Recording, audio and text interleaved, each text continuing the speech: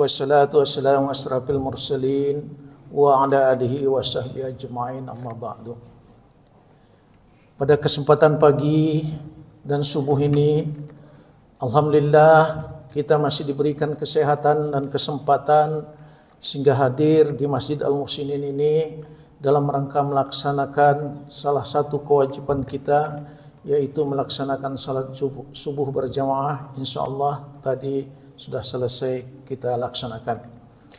Selawat dan salam mari kita sampaikan kepada junjungan kita Nabi besar Muhammad SAW. Mudah-mudahan dengan berselawat kita mendapat syafaat di akhir kelak. Amin ya rabbal alamin.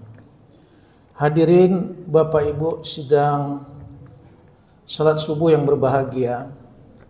Pada kesempatan ini perlu saya sampaikan satu, bahwa sedianya jadwal ada perubahan, yaitu pada hari ini seharusnya Ustadz Jenal Mutakin, karena beliau pulang ke kampung, izin pamit bahwa sudah beberapa tahun tidak berpuasa di kampung halamannya, paling tidak puasa pertama insya Allah besok dia sudah kembali ke Masjid Al-Muhsinin ini. Oleh karena itu kesempatan ini kita isi, akan saya sampaikan ada sebuah hadis saya kira masih relevan dengan kondisi dan perkembangan pada saat sekarang ini. Hadisnya yang berbunyi, qala Nabi sallallahu alaihi wasallam, sayati ala ummati zamanun yuhibbuna al-khamsah wa yansawna al-khamsah. Nabi sallallahu alaihi wasallam bersabda, akan datang pada umatku suatu masa di mana umatku mencintai 5 perkara, yaitu zamanun yuhibbunal khamsa wa yansawnal khamsa. Yang pertama kata Nabi, mereka mencintai dunia sedangkan mereka melupakan ukhrawi. Kita bisa lihat kondisi zaman sekarang ini, ya banyak memang di antara kita sangat mencintai dengan dunianya, lupa dengan dia ibadahnya. Termasuk kadangkala kita lihat terakhir-terakhir ini, ya orang yang punya kesempatan, punya jabatan, ya dia gunakan kesempatan dan jabatan itu untuk melakukan yang tidak diridai oleh Allah Subhanahu wa taala. Karena mereka menganggap saya akan mencari di dunia ini sebanyak-banyaknya, soal akhirat itu soal belakangan. Kita sebagai umat Islam tidak dilarang untuk mencari dunia sebanyak-banyaknya, tetapi kata Nabi jangan lupa bahwa kita besok akan meninggal dunia. Artinya apa? Kita boleh mencari dunia sebanyak-banyaknya sesuai dengan profesi kita, tetapi yang kita peroleh, yang kita dapat, ada bagian orang lain yang harus kita keluarkan. Misalnya zakat, infak dan sedekah dan ibadah lainnya. Nah ini kadangkala kita sering melupakan diri karena kondisi dunia dan kondisi lingkungan. Ini kalau kita tidak iringi dengan keimanan dan keikhlasan, inilah kita sering terjerumus terhadap keduniawan ini, dunia ini. Yang kedua kata Nabi, yuhibbunal dunya wa yansawnal akhirah wa yuhibbunal hayata wa yansawnal mauta. Mereka cinta kehidupan tapi mereka melupakan kematian. Ini yang kedua, saya kira sering juga kita, saya ini masih muda, malah masalah mati masih jauh karena umur saya masih panjang, ya. Soal mati itu di tangan Allah, tidak ada yang bisa satupun yang mengetahuinya. Tidak ada ketergantungan kepada umur, ya, baik tua maupun muda. Bisa yang muda lebih duluan, yang tua bisa belakangan, ya. Ini tergantung kepada kehendak Allah. Karena itu sekalipun sudah ditentukan oleh Allah kapan mereka tuh, berapa lama mereka tuh hidup di dunia dan kapan mereka tuh meninggal dunia. Ya, ini perlu kita. Yang ketiga kata Nabi, wa yuhibbunal kusura wa yansawnal kubra wa yuhibbunal mala wa yansawna hisab. Mereka mencintai gedung-gedung yang indah, tapi mereka melupakan kuburan.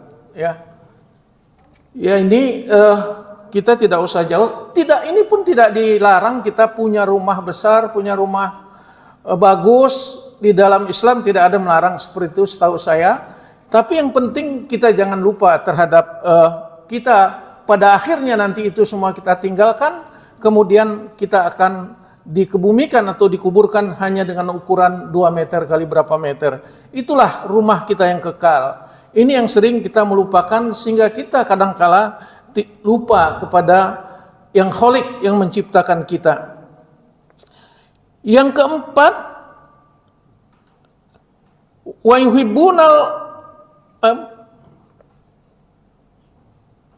yuhibbunal khalaqa wa yansawna khaliqa. Mereka mencintai makhluk tapi mereka melupakan Khaliknya, Allah Subhanahu wa taala. Ya, ini juga kadangkala kita saking cintanya kita kepada orang yang kita kultuskan, ya, kita lupa juga kepada yang menciptakan. Padahal yang kita kultuskan juga adalah sesama manusia. Ya, tidak ada bedanya antara dia dan kita. Kata Allah, yang membedakan kita satu sama lain itu adalah karena ketakwaan kita kepada Allah Subhanahu wa taala. Kemudian terakhir, wa yuhibbunal dunya wa yansawnal akhirah wa yuhibbunal hayata wa yansawnal mauta. Kemudian kelangkah tadi, mohon maaf, wa yuhibbunal mereka mencintai harta tapi mereka lupa akan pertanggungjawabannya. Ya, jadi yang kelima adalah mereka cinta terhadap hartanya, tapi mereka lupa akan pertanggungjawabannya terhadap hartanya. Ini tadi di awal sudah saya singgung, maksudnya kalau kita boleh mengumpulkan harta, tapi jangan lupa mengeluarkan zakat, infak dan sedekahnya. Ya ini perlu ya kita lakukan sehingga ada yang disebut dengan kebersihan. Ya, kita keluarkan zakat, infaknya dan sedekahnya karena di dalam harta kita itu ada bagian orang lain semua, tidak mutlak kita yang memiliki. Ya, itu kira-kira 5 yang disampaikan oleh Rasulullah SAW terhadap umatnya, ya, di masa-masa kini dan di masa-masa yang akan datang. Kita ketahui hadis ini saya kira sudah jauh, ya, keluarnya, tetapi Nabi sudah mengetahui bagaimana kondisi-kondisi umat pada berikutnya. Itulah sekedar mengingatkan kita terkait dengan hadis ini tadi. Mudah-mudahan ada manfaatnya. Namun sebelum saya akhiri, ada yang perlu saya sampaikan kepada Bapak dan Ibu. Di dalam bulan puasa ini, tolong, ini pesan dari Kapolsek, tolong kita jaga anak kita masing-masing. Ya, misalnya kalau sudah habis buka, sudah habis taraweh, kalau dia tidak pulang sampai jam 10, mohon untuk dapat disusul. Karena ini khawatir dia akan tawuran. Kemudian habis subuh pun demikian, mungkin dari rumah dia berangkat subuh ternyata tidak sampai ke masjid. Ini pun perlu Bapak Ibu kawal, apakah benar dia di masjid. Kalau sudah pulang, belum pulang sampai jam-jam tertentu, silakan untuk dicari dan disusul.